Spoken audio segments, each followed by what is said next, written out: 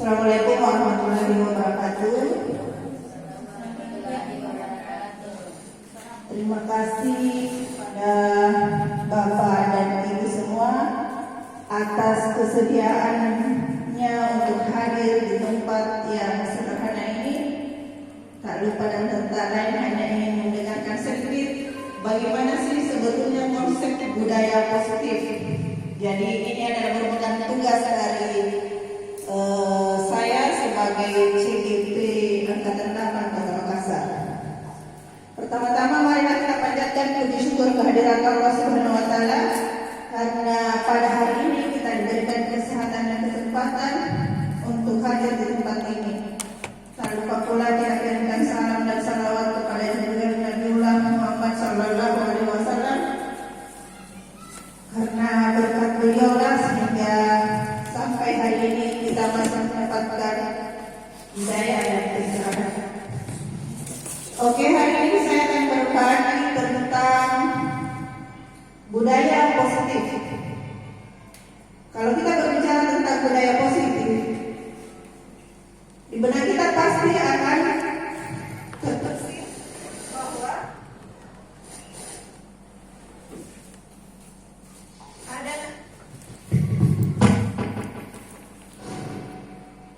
ada namanya budaya negatif.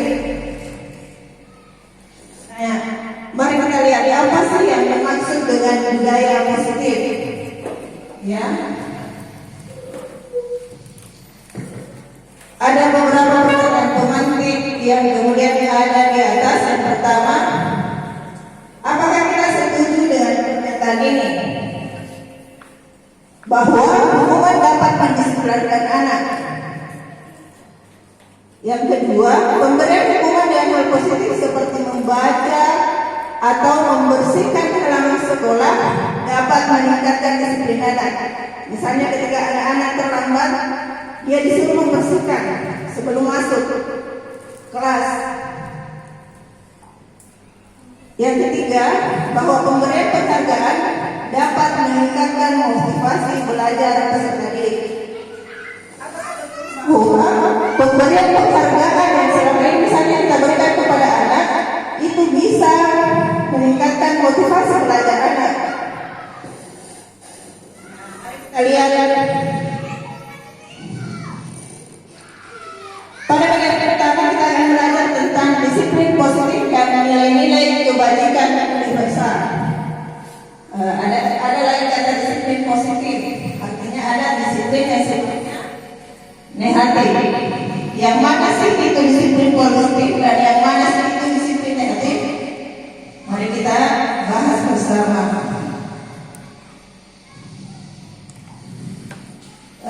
Bisa teman-teman kayak tangannya Ibu Lastri mungkin dengan ibu kita. Ibu Lastri. Anggaplah ini ada Ibu Lastri lagi memenangkan barang yang sangat berharga. Kalau misalnya emas, bagaimana agar itu tangan tidak bisa terbuka dan kita berusaha bagaimana meraih Ibu Lastri agar tangannya bisa dibuka. Bagi terserah kita bagaimana caranya dan bagaimana Ibu Lastri, apakah dia akan membukanya dengan perintah ibu kita atau bagaimana? Silakan tolong dirayu, silakan dirayu Ibu Lastri apapun cara ini dan bagaimana Ibu Lastri apa aja.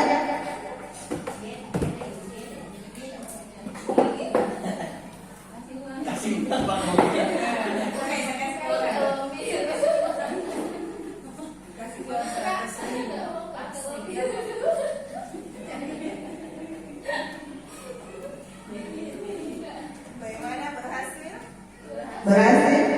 Bisa saya tanyakan dulu kenapa Ibu Lastri kemudian bisa membuka? Karena paksaan berarti ya. Kalau kita apa yang saya lakukan sampai kemudian bisa memasukkan untuk membuka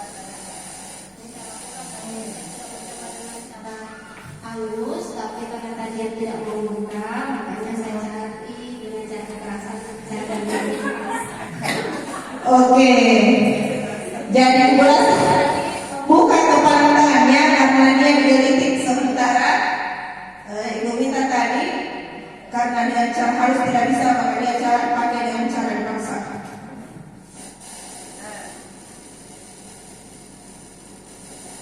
Apa sebetulnya yang ingin kita, apa yang bisa ditangkap dari kegiatan tadi?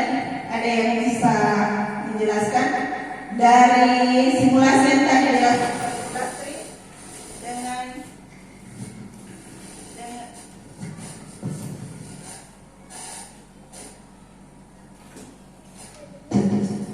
dengan Ibu Ita? Ada yang bisa memberikan jawaban? Ada yang mau berpendapat?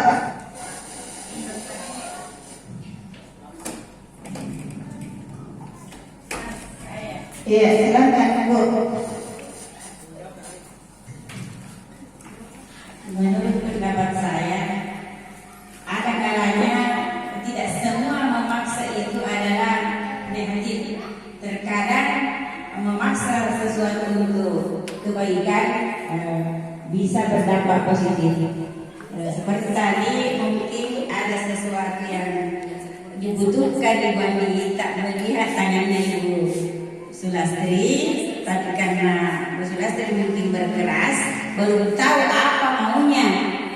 Kan tadi Ibu Anita tidak mengatakan apa maunya buka itu ini, terus Ibu Sulastri tidak mau buka. Mungkin menurut saya kalau mau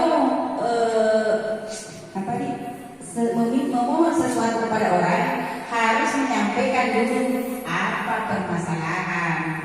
Baru wujud tidak bisa diwujudkan lalu kebaikan, baru mungkin ada sedikit paksa-paksa seperti tadi. Oke, sekian dari saya. Oke, terima kasih Bu. Mari kita coba lihat lebih mendalam bagaimana tentang teori kontrol. Bahwa ada beberapa sebetulnya yang bersifat ilusi. Ilusi bahwa guru bisa mengontrol murid. Ilusi bahwa kritik dan membuat orang merasa bersalah dapat menguatkan karakter. Kita terkadang mengkritik orang dengan harapan bahwa kita bisa merubah karakternya. Ternyata itu adalah sebuah ilusi. Yang kemudian ilusi bahwa semua penguatan positif, efektif dan bermanfaat. Kemudian ilusi bahwa orang dewasa memiliki hak untuk memaksa. Kita terkadang memiliki ilusi bahwa saya bisa memaksa orang lain untuk berubah, bahwa saya bisa memaksa murid-murid saya untuk berubah. Bahwa ternyata itu semua adalah ilusi. Itu semua adalah khayalan kita saja. Nah, siapa sih sebetulnya yang memiliki kontrol?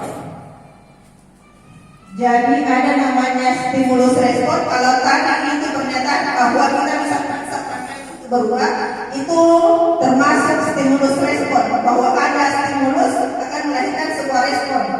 Setiap stimulus akan melahirkan sebuah respon. Setiap tindakan yang kita lakukan kepada orang akan melahirkan sebuah perubahan. Itu yang tadi disebut sebagai ilusi. Contohnya misalnya stimulus respon paradigmanya realitas bahwa kebutuhan kita sama.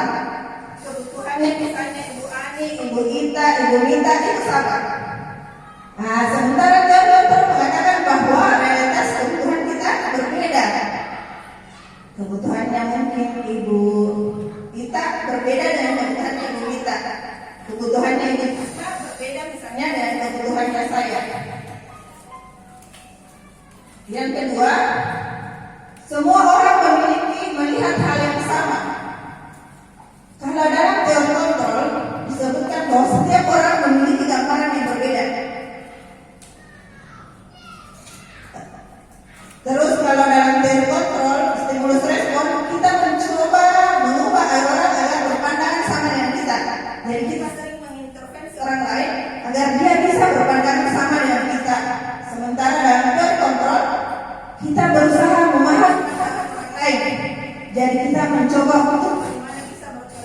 dengan orang lain, kita mencoba untuk bagaimana bisa memahami apa maksud dari tindakan orang lain.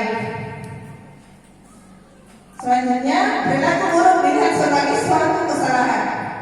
Dalam stimulus respon, perilaku buruk itu merupakan sebuah kesalahan. Sementara dalam teori kontrol bahwa semua perilaku anak, semua perilaku peserta didik itu memiliki tujuan. Jadi ketika anak misalnya senang,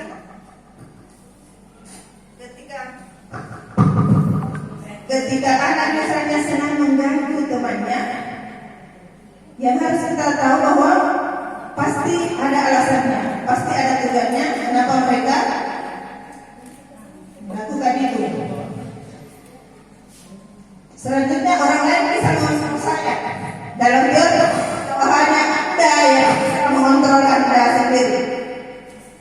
Contoh tadi yang dilakukan oleh Ibu Lastri dengan Ibu Ita, di situ bahwa hanya Ibu Lastri, walaupun misalnya ada faktor eksternal yang membuat Ibu Lastri membuka tangannya, tapi semua hanya dia sendiri yang bisa mengontrol dirinya. Kita tidak bisa dikontrol oleh orang lain. Saya bisa mengontrol orang lain. Anda tidak bisa mengontrol orang lain. Bahwa kita tidak bisa mengontrol orang lain. Selanjutnya, pemaksaan ada pada saat rujukan gagal. Nah, ini tadi yang dilakukan oleh Ibu Mita karena tidak bisa membuka tangannya Ibu Lastri. Akhirnya dia mencoba untuk memaksa. Jadi itu teori stimulus respon. Sementara dalam teori kontrol bahwa kolaborasi dan konsensus menciptakan pilihan-pilihan baru. Dan ketika kita bisa mampu berkolaborasi dengan semua teman-teman, dengan semua murid mampu berkolaborasi, maka itu akan menciptakan konsensus dan menciptakan pilihan-pilihan baru. Kalau dalam stimulus respon, model berpikir menang kalah. Sementara dalam teori kontrol, model berpikir menang. Jadi ketika ada masalah pada siswa, tidak ada yang kalah, semua harus cari solusi menang. Dan bukan mencari siapa yang salah, tapi mencari apa solusinya. Nah, selanjutnya, apa sih sebetulnya makna disiplin? Jadi di sini disebutkan bahwa makna disiplin artinya belajar. Disiplin diri membuat orang menggali potensinya menuju sebuah tujuan apa yang dia hargai. Namun dalam budaya kita sering memaknai bahwa disiplin telah berubah menjadi sesuatu yang dilakukan seseorang pada orang lain untuk mendapatkan kepatuhan. Misalnya kita mendisiplinkan kita agar mereka kita.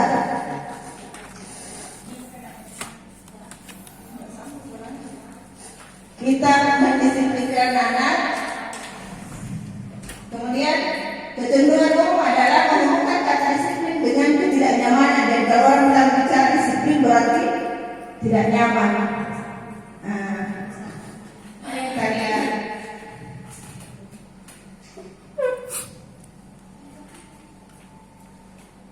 nilai-nilai yang kita hubungkan dengan nilai-nilai kebajikan universal. Apa sih yang dimaksud dengan nilai-nilai kebajikan universal? Ada yang bisa menjawab?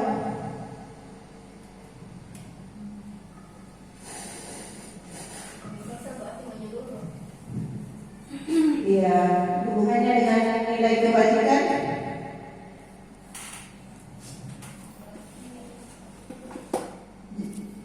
Ada yang bisa menanggapi?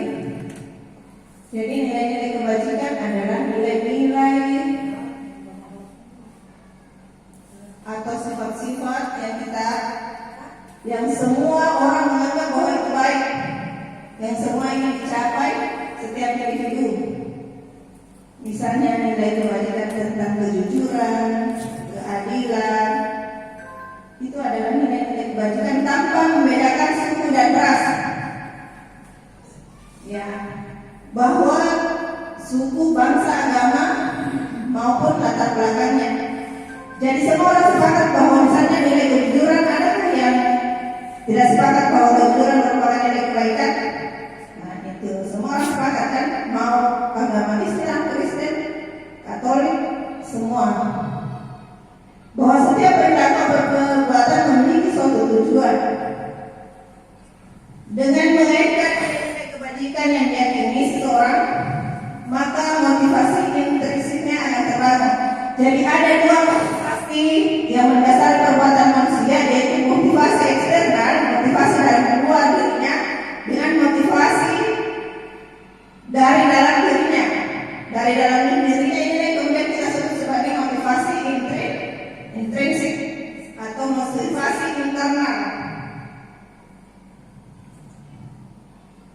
Nah, kita bukan yang teori motivasi, hubungan dan penghargaan serta restitusi.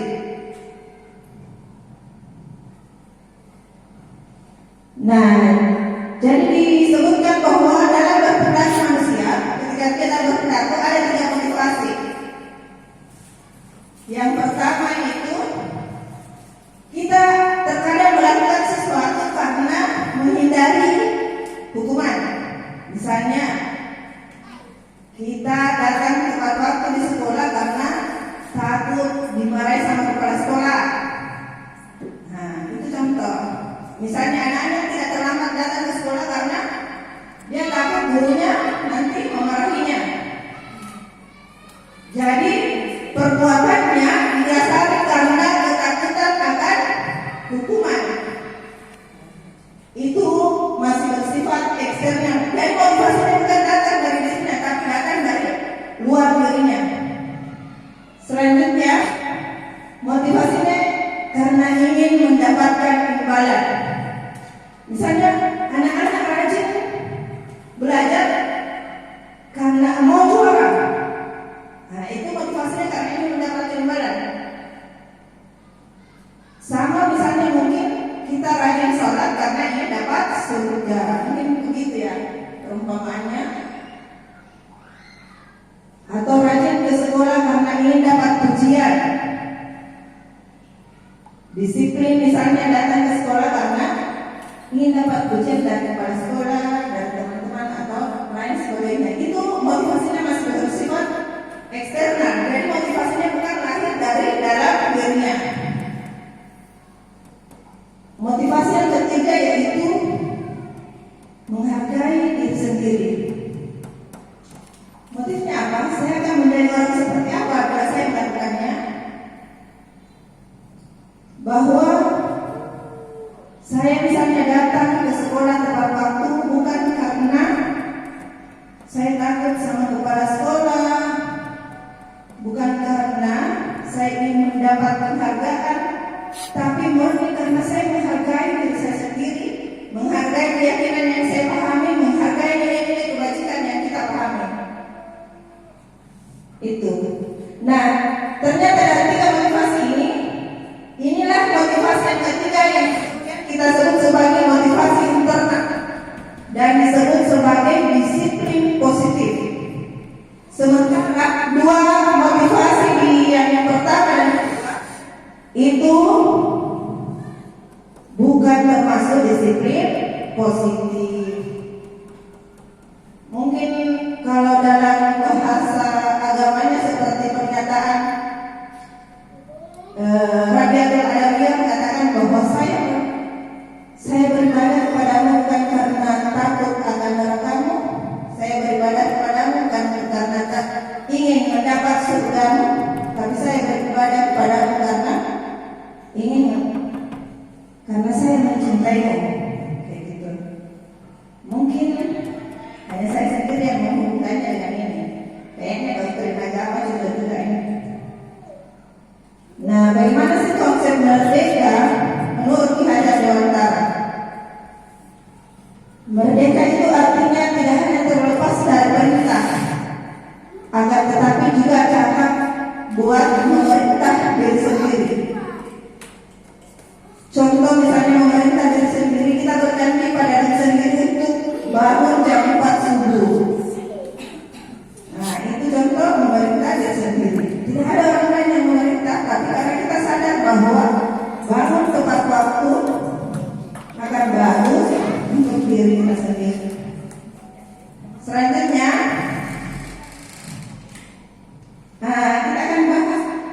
dihukum oleh penghargaan.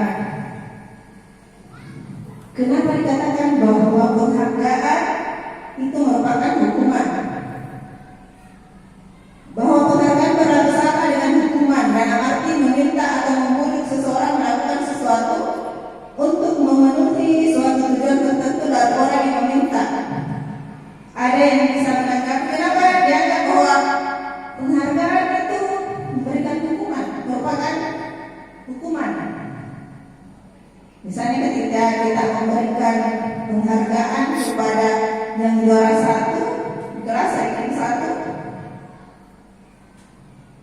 atau misalnya kita anak-anak ketika berbuat kita kasih tahu misalnya siapa yang bisa disiplin, misalnya saya akan kasih hadiah. Ternyata dalam pembahasan ini dikatakan bahwa hukum, bahwa penghargaan itu merupakan hukuman yang sendiri.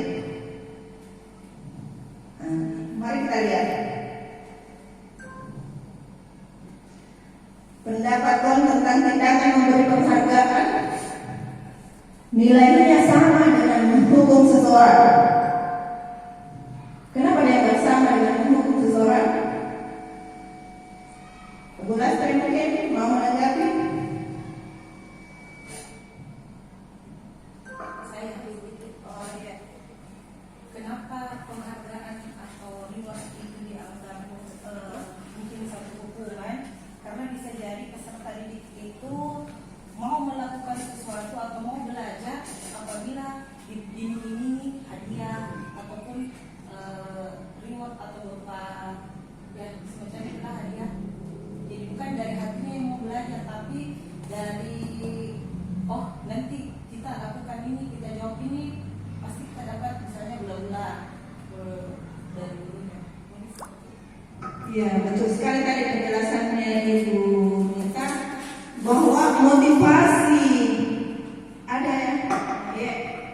Kalau menurut saya, karena dari dulu kita dengar bahwa reward itu atau penghargaan itu bagus, karena kita merasa bagaimana mau terus berbuat, karena kita merasa bangga sudah pernah dapat hadiah.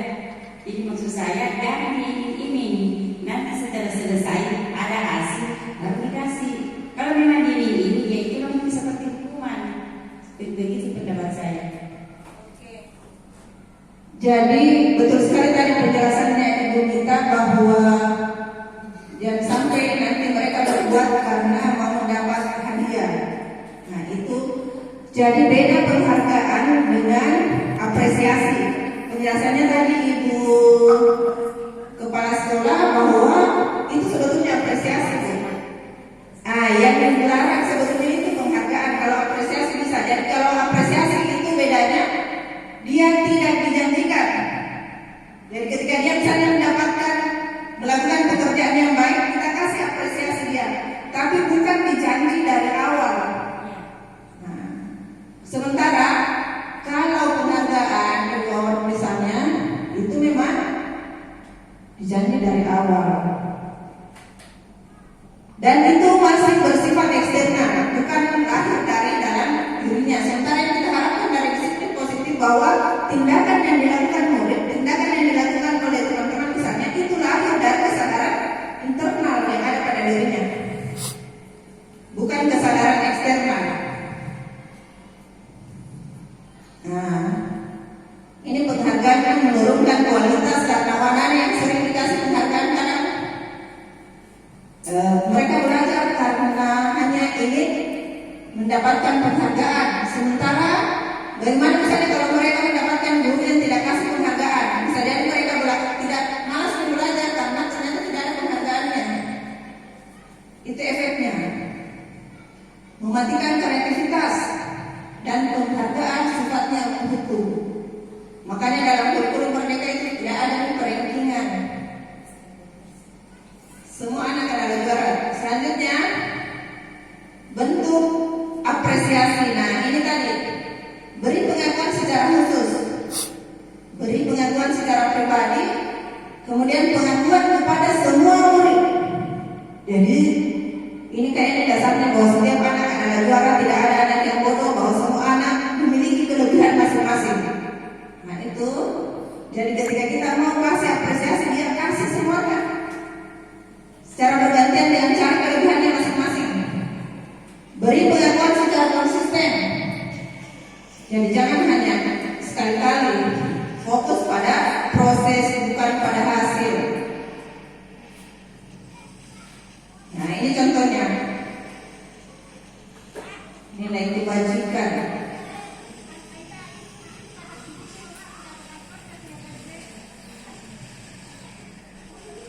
Nah kita akan membahas tentang perbedaan hukuman dan konsekuensi. Misalnya ini ketika tindakan guru mencatat 100 kali di dalam buku kalimat. Kalau ada anak-anak misalnya yang terlambat, dia disuruh mencatat 100 kali di bukunya. Saya tidak akan terlambat lagi. Ini kira-kira dia masuk hukuman atau konsekuensi? Kalau biasa kan anak kalau terlambat kelas, kita berdiri di depan, atau kan tugas kita membersihkan kelas. Itu masuk hukuman atau konsekuensi?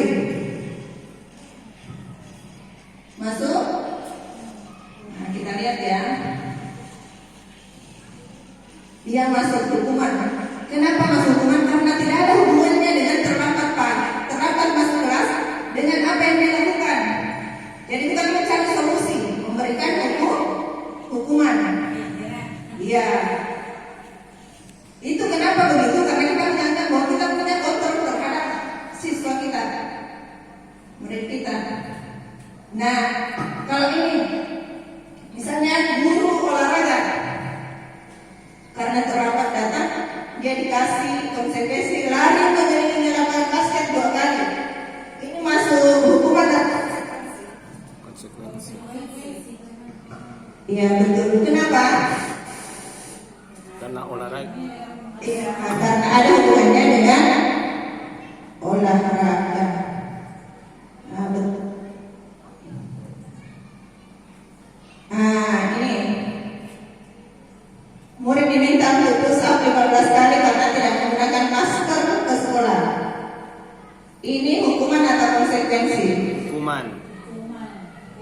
Kita lihat ya, masuk hukuman. Kalau ini menggantikan kertas tugas teman yang telah dicoret-coret, itu hukuman atau konsekuensi? Nah betul. Membersihkan tumpahan air di meja tulis karena senggol pada saat belajar. Ini hukuman atau konsekuensi? Konsekuensi. Konsekuensi ya.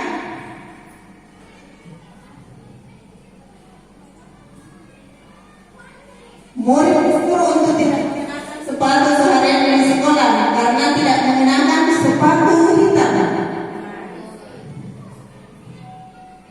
Nah itu masuk buku hukuman. Tidak ada hubungannya antara tindakannya dengan konsekuensinya, hukumannya. Selanjutnya lari keliling lapangan basket 2 kali. Nah ini sudah tadi ya. Nah mari kita lihat perbedaan hukuman dan konsekuensi. Kalau hukuman, sesuatu yang menyakitkan harus terjadi. Misal menyakitkan itu tidak mesti fisik ya, psikis juga. Sementara konsekuensi sesuatu harus terjadi. Misalnya tadi contohnya sudah disebutkan, membuat anak sakit fisik maupun hati untuk jangka waktu lama. Konsekuensi membuat anak merasa tidak nyaman dalam jangka waktu pendek. Ternyata hukuman dan konsekuensi masih memiliki kekurangan. Anak memiliki kedisiplinan. Kalau anak terlalu sering dihukum, akhirnya dia benci terhadap disiplin. Kalau setiap misalnya terlambat masuk kelas, dia langsung dihukum tanpa ditanya. Bisa-bisa dia tidak senang dengan disiplin. Sama ketika kita menyuruh anak sholat, ketika dia tidak sholat kemudian kita siram mukanya, percaya dan yakin lama-lama dia akan tidak senang dengan sholat. Makanya cara membangunkannya pakai cara yang baik, mendisiplinkan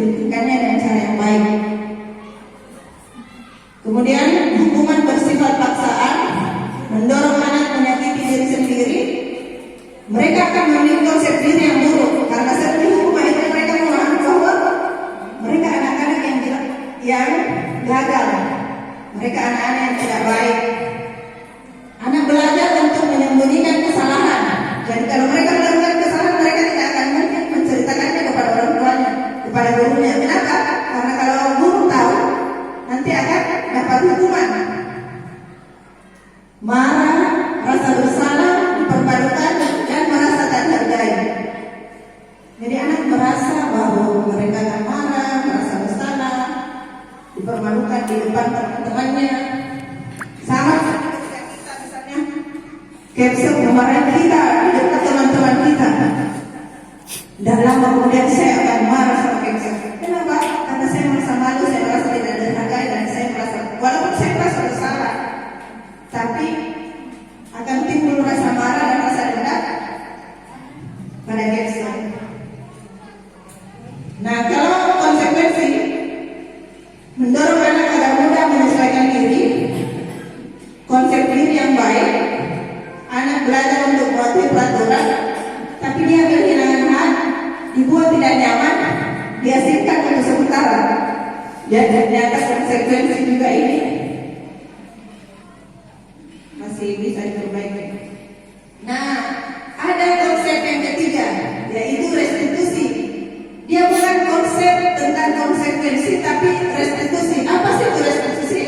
Jadi kalau misalnya murid-murid kita punya masalah, jangan kasih hukuman, tapi kasih pendekatan restitusi. Apa itu restitusi? Jadi restitusi adalah proses menciptakan kondisi bagi murid untuk memperbaiki kesalahan mereka.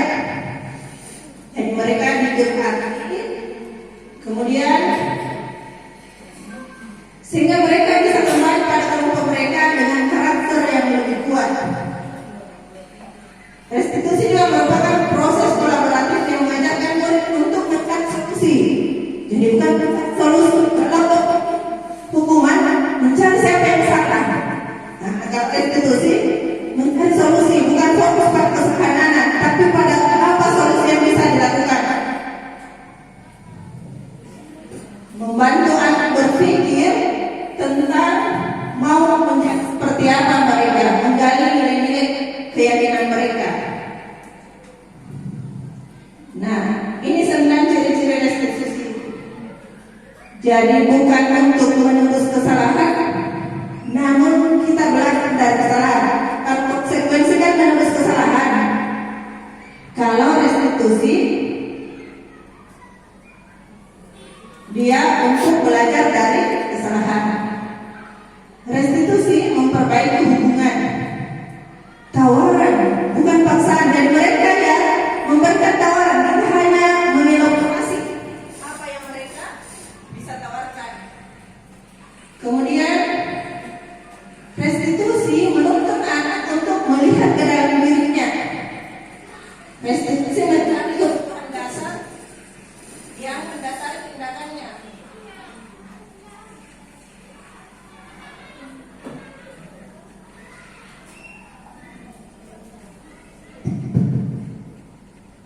Jadi kalau restitusi itu kita mencari kebutuhan dasarnya.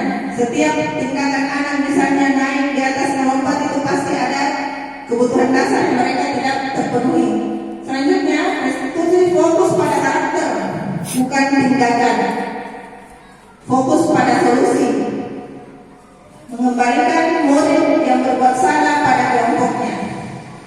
Nah, sebelum kita bahas lebih jauh tentang restitusi, kita bahas dulu tentang keyakinan kelas.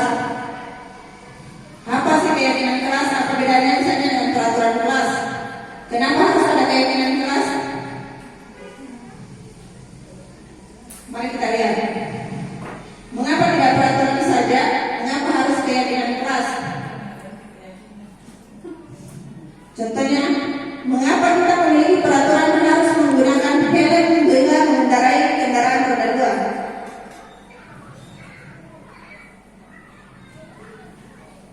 Kenapa ada peraturan seperti itu? Mengapa kita memiliki peraturan 3M? Menggunakan masker, mencuci tangan, dan menjaga jarak. Apa kira-kira tujuannya pemerintah itu?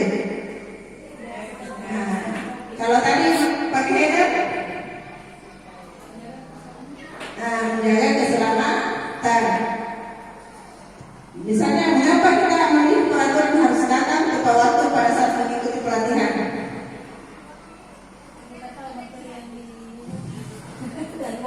Iya. Mari kita lihat budaya posisi. Jadi dari awalnya peraturan kita buat peraturan kelas, kalau dibalik peraturan kelas ada keyakinan kelas yang ada di dalamnya. Misalnya kenapa kita mengendarai pakai helm, karena kita supaya bisa selamat. Mengapa kita 3M tadi, supaya menjaga kesehatan. Ada nilai keyakinan kelas di dalamnya. Nah, kita lihat kalau peraturan selalu kembalikan buku ke tempatnya, kira-kira apa maknanya itu?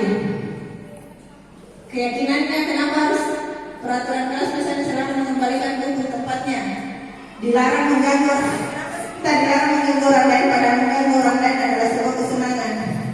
Ada pada kelas 5, kelas 6. Apa yang paling kita sukai ketika belajar dalam mengganggu teman?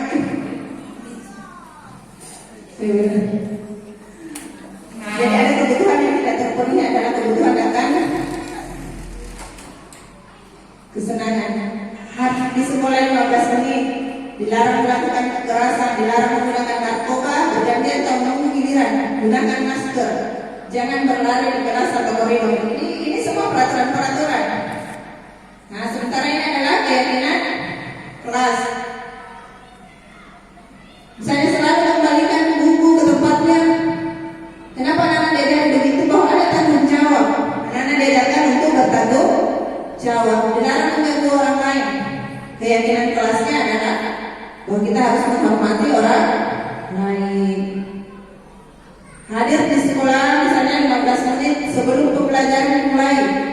Menghormati orang lain dan berkomitmen. Dilarang melakukan kekerasan. Keselamatan, menghormati orang lain. Kalau dilarang, kenapa orang dilarang pakai narkoba pada hari ini? Nah, itu karena untuk kesehatannya. Seperti itu. Nah, ini pembentuk, bagaimana secara membentuk keyakinan sekolah atau kelas. Jadi di awal-awal itu yang paling harus kita lakukan sebetulnya adalah pembentukan keyakinan kelas, keyakinan sekolah. Ini prosedurnya. Mempersilakan, jadi semua siswa dilibatkan. Kita libatkan, kita bikin aturan-aturan dulu. Dari aturan-aturan itu akan melahirkan keyakinan-keyakinan kelas. Dan guru sebut tulis aturannya. Kita buka ya surat pendapat, jadi anak dikasih misalnya kertas, ataukah ditanyai apa sih peraturan kelas yang bisa kita lakukan, yang kalian inginkan. Tanya satu persatu, misalnya bahwa tidak ada makan di kelas, makannya di luar, bisa seperti itu. Tergantung anak-anak. Jadi anak yang membuat peraturan bukan gurunya. Guru hanya memfasilitasi. Kemudian guru hanya melakukan pendalaman terhadap aturan, kenapa aturan tersebut. Tapi dari banyaknya aturan nanti ini kita akan kelompokkan dulu. Jangan langsung dipakai semuanya. Kelompokkan mana yang sama, mana yang beda. Kemudian pakai kata positif. Jadi tidak boleh menggunakan kata negatif. Nah, keyakinan peraturan kelas buatlah pendalaman bahwa di balik peraturan ada keyakinan. Peraturan kelas akan melahirkan keyakinan kelas. Ini contohnya. Contoh keyakinan kelas. Keyakinan kelas satu, misalnya setiap anggota kelas perlu belajar. Ini contohnya. Keyakinan kelas 5, selalu bersikap positif, senantiasa menjadi diri terbaik, percaya dan menghormati. Nah, keyakinan kelas inilah kemudian nanti yang akan dipakai ketika kita melakukan restitusi segitiga terhadap anak.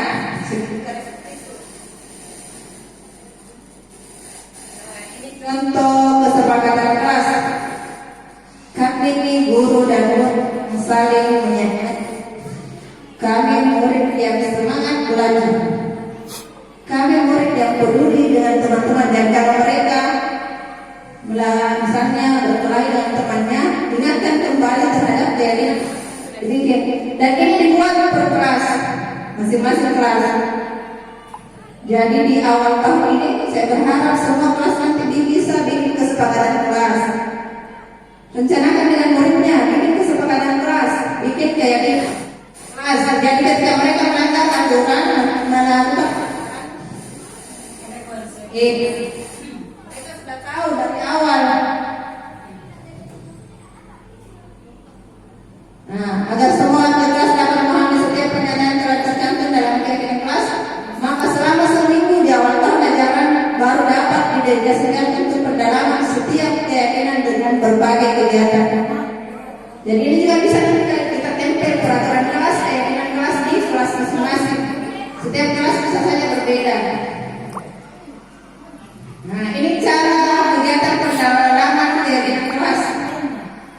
Ada namanya ini model Y dengan T. Tapi kita pakai dulu ya. Banyak kebutuhan dasar manusia dan dunia. Jadi dalam kurikulum Merdeka ada 5 kebutuhan, ada 4 kebutuhan dasar manusia. Ini ya.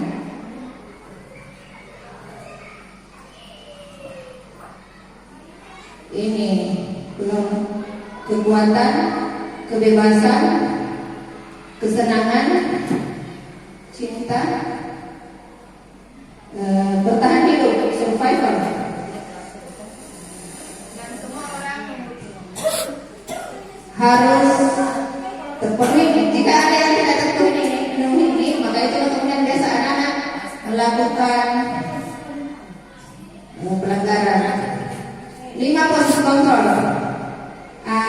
Ini 5 posisi kontrol dulu. Kita lihat kita berada di yang mana. Posisi kontrol penghukum. Jadi jika kita sering menghardik, menunjuk-nunjuk, menyakiti, menyindir, kalau kamu tidak melakukannya, awas ya, rasakan. Nah, itu posisi penghukum. Kalau membuat orang merasa bersalah, berceramah, mengatakan seperti, kamu seharusnya, kamu sudah tahu, ibu lelah sekali mengatakannya, setiap hari ibu mengatakannya, kamu tidak kasihan sama ibu. Nah, itu membuat merasa bersalah. Kalau teman, jadi nadanya enak, tenang, dia seperti teman. Jangan, kadang anak-anak suka seperti teman, tapi ada efeknya. Anak-anak akan mengandalkan gurunya. Jadi kadang mereka hanya menyukai beberapa guru, tapi tidak menyukai guru yang lain. Itu. Sementara posisi pemantau, penghitung dan mengukur. Apa peraturannya? Kenapa kamu lakukan ini? Kenapa kamu lari-lari dalam kelas dan tidak tahu peraturannya? Jadi selalu konsekuensi. Itu posisi pemantau. Nah, kalau manajer, posisi manajer, ketika anak melakukan kesalahan, kita memanggilnya, kemudian mengajukan pertanyaan, bukan langsung menghukumnya. Kemudian mengatakan apa yang kita yakini, apa yang bisa kau kerjakan untuk memperbaiki masalah ini. Jadi kita hanya bertanya, mencari, anak sendiri yang menawarkan solusinya. Jadi misalnya kalau anak terlambat datang ke sekolah, kenapa kamu terlambat datang ke sekolah, nak? Ibu guru juga dulu pernah terlambat, malah sering terlambat. Bahwa semua orang pernah melakukan kesalahan. Kira-kira apa yang bisa kamu lakukan untuk menebus kesalahanmu ini? Apa yang bisa kamu lakukan? Jadi anak-anak sendiri yang membuat tawaran dan menyelesaikan, mencari solusi. Ini posisi manajer. Dan kita berharap bahwa semua guru bisa berada posisi manajer. Bukan hanya di sekolah, tapi di rumah. Di rumah juga. Selanjutnya, ini ya. Kecewa sekali dengan kamu. Nomor merasa bersalah, kamu tidak pernah benar melakukannya. Nah, ini contohnya. Selanjutnya segitiga restitusi. Nah, inilah tugas kemarin yang saya ambil video, tapi saya ambil anak tetangga karena lagi libur. Suatu proses dialog yang dilakukan guru atau orang tua agar dapat menghasilkan murid yang mandiri dan bertanggung jawab. Karena ada punya masalah, jangan langsung kasih hukuman, tapi mencoba untuk berdialog dengan siswa, mencari tahu apa masalahnya. Tiga langkah segitiga restitusi. Contoh pertanyaannya, setiap orang pasti melakukan kesalahan. Kamu bukan satu-satunya. Ini contoh menstabilkan identitas. Terus setelah dia dikembalikan kepercayaannya, kita lakukan validasi kebutuhan. Kamu tentu punya alasan mengapa melakukan itu. Adakah cara yang lebih efektif untuk mendapatkan apa yang kamu butuhkan? Jadi segitiga restitusi ini, kalau tugas CGP itu harus ada videonya. Belajar juga sudah bikin, saya sudah bikin, sudah saya upload di YouTube. Nah, nilai-nilai apa yang telah kita sepakati? Nah, itu menanyakan keinginan kembali kan. Di awalnya sudah kita bikin keinginan kelas, jadi ini bisa dilakukan ketika kita sudah membuat kesepakatan kelas, keyakinan kelas. Jadi anak-anak kemudian diingatkan apa yang telah mereka sepakati. Kemudian kamu ingin menjadi orang seperti apa? Nah, itu namanya menanyakan keyakinan.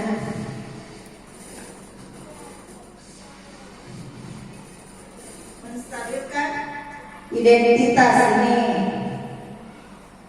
Jadi kita membuat anak berpikiran positif terhadap dirinya. Kalaupun hukum, kita akan membuat anak merasa gagal dengan dirinya. Nah, ini contohnya. Validasi tindakan salah. Kamu bisa saja melakukan hal yang lebih buruk, tapi kamu tidak melakukannya kan? Kamu pasti punya alasan mengapa melakukannya. Apa yang penting bagi kamu? Nah, kamu boleh tetap berusaha menjaga sikap itu. Ini contoh-contoh validasi tindakan salah. Jadi ada tindakan. Selanjutnya menanyakan keyakinan. Apa nilai yang kita percaya di kelas sekolah kita? Nilai-nilai universalnya. Kemudian di akhir kita melakukan intervensi yang detik. Masuk di situ setelah sampai di keyakinan, menanyakan keyakinan tadi, masukkan intervensi tak sedikit. 30 detik cukup. Jangan banyak-banyak ceramah yang membawa anak tambah stres. Nah, ini pertanyaan-pertanyaan untuk intervensi 30 detik. Apakah kamu ingin berbuat lebih baik? Itu pun pertanyaannya. Apakah saat ini kamu sedang menjadi orang yang sedang kamu inginkan? Jadi semuanya berupa pertanyaan, bukan klaim, bukan hukuman, bukan kita yang mengatur, tapi mereka sendiri. Kita hanya pertanyaan.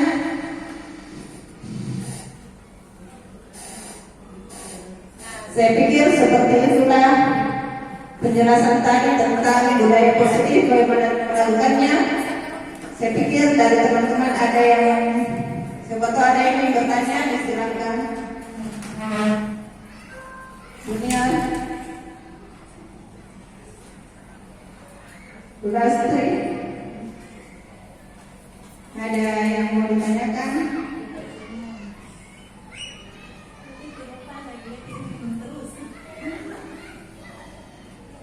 Atau sudah paham semua nih?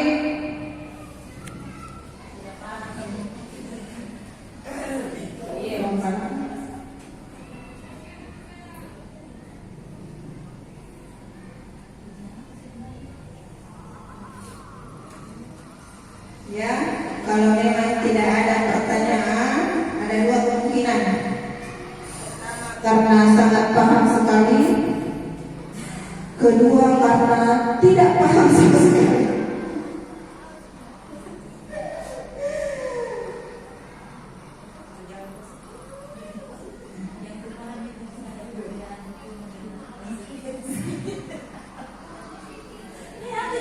Iya, ternyata konsekuensi yang selama ini saya anggap juga bagus ternyata masih memiliki kekurangan.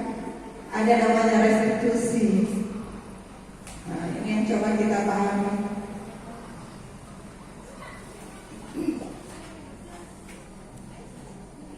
Ada yang mau bertanya? Bertanyalah selagi saya masih ada. Kalau meninggal maka saya ingat kata-katanya Imam Ali. Ali bin Abi Thalib katakan bahwa bertanyalah selagi saya ada. Iya. Contoh ini kalau kayak ada siswa berkota di salah, saya kasih hukuman saya suruh istighfar 33 kali, tapi masih dianggap gampang istighfar lagi. Tidak diraki, terus kalau gimana kalau kayak begitu? Ini tadi yang coba jelaskan cara penyelesaian masalahnya itu dengan melakukan restitusi segitiga.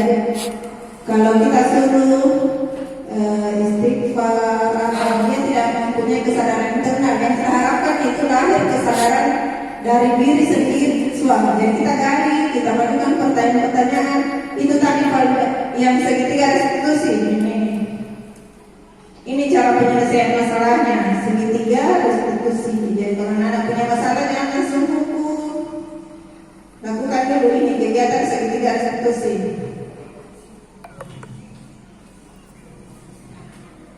Ada di PMM banyak contoh-contoh segitiga restitusi yang dilakukan oleh guru.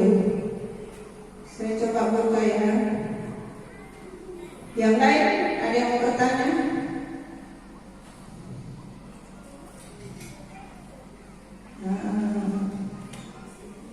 Ini di PMM yang segitiga restitusi diri.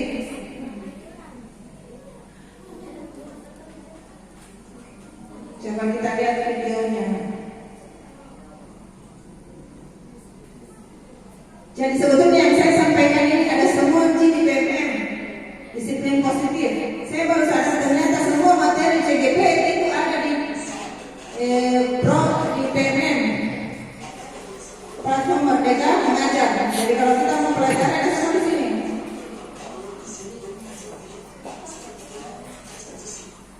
Nah ini contohnya.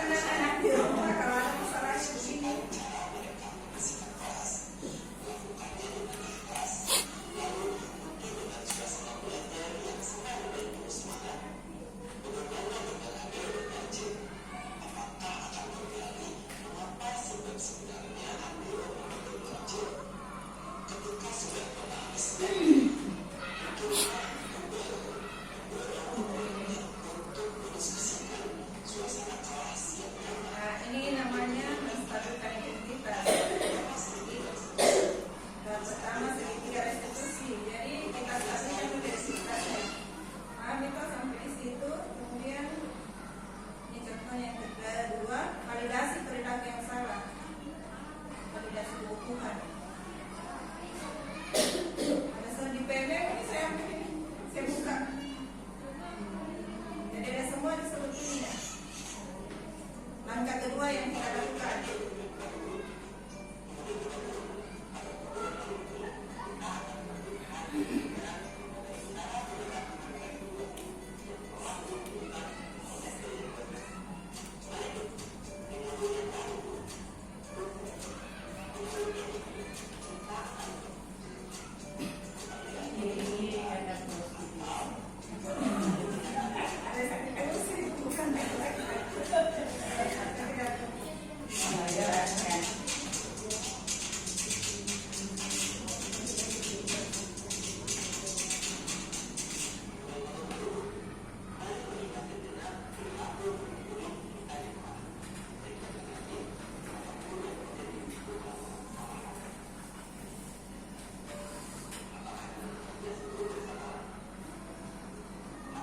Jadi melihat alasan tindakannya kalau ini tahap kedua.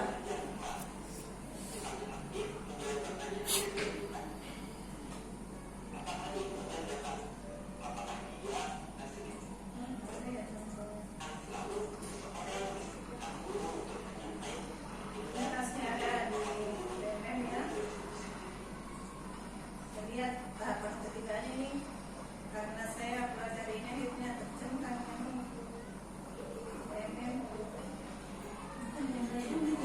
Iya, yang diserukan di Pak Burhan ini ternyata ada semua di. Kalau mau tahu materi-materi di CGP, utama saja PMM, platform Merdeka Mengajar ada semua itu. Ada dulu bukan senayan waktu di kelas 5 itu. Ada materi dari Ya, yang ini nih. Kan ini kemarin ada suruh ada sertifikat ini kalau selesai pelatihan.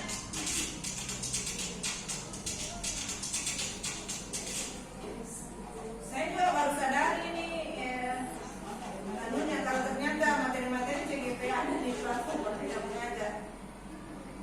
Bagusnya banyak praktek-praktek baik juga ada di situ. Jadi karena waktu kayaknya sudah melebihi, saya pikir untuk hari ini, untuk lebih lanjutnya ini, kalau kita mau paham lebih jelas, buka saja di platform Merdeka Mengajar, ya belajar mandiri. Kemudian kita cari di topiknya disiplin positif. Nah ini dia. Semua di sini. Nanti setelah saya buka ini ternyata materi CGP ada semua ternyata. Termasuk itu yang proyek pelajar Pancasila ada di sini. Kalau kita mau bahas itu bisa kita nonton juga rame-rame semua. Selesaikan tugas tadi. Profil di platform Merdeka Mengajar, dapat pakai sertifikat, baru kita bahas mini kelas tentang pemahaman kita tentang proyek, tugas-tugas proyek siswa. Saya pikir untuk pertemuan hari ini saya ucapkan terima kasih banyak atas kesediaan Bapak Ibu semua untuk hadir di tempat ini. Lebih dan kurangnya mohon dimaafkan. saya lanjut sedikit. Wabillahi